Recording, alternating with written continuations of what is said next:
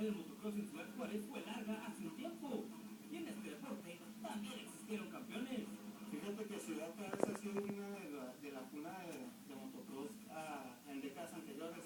Que mencionaba Alberto Martínez, Andrés Payán, que han traído campeonatos nacionales y algunos premios acá en Estados Unidos. En este deporte no existe límite de edades. Señores, aquí tenemos un señor que anda de 57 años, que hay un nivel excelente. También el niño más chico que tenemos ahorita es de 6 años y créanme que trae un nivel internacional.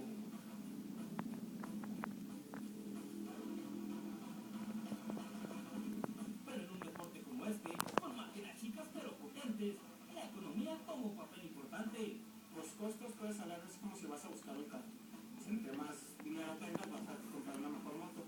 Pero para iniciar hay que comprar una moto modesta. Realmente si te gusta, si vas a soportar los fregazos, la carrilla, es algo que entre más dinero le metas, más cómodo vas a andar, un mejor nivel y es como uno se va a sentir más a gusto. El equipo de motocross está tomando más fuerza cada vez.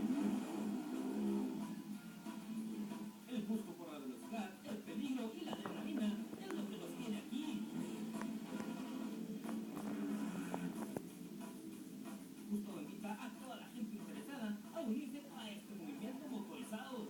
Pues que los que puedan visitarnos y que tengan ahí una motocross guardada y que no sepan para lo que realmente es, aquí los esperamos y los que quieran entrarle, próximamente vamos a estar ahí en el Parque Central, un muy buen proyecto que hay ahí donde se van a realizar un circuito muy seguro y eventos posteriormente también. Isaac Lozoya.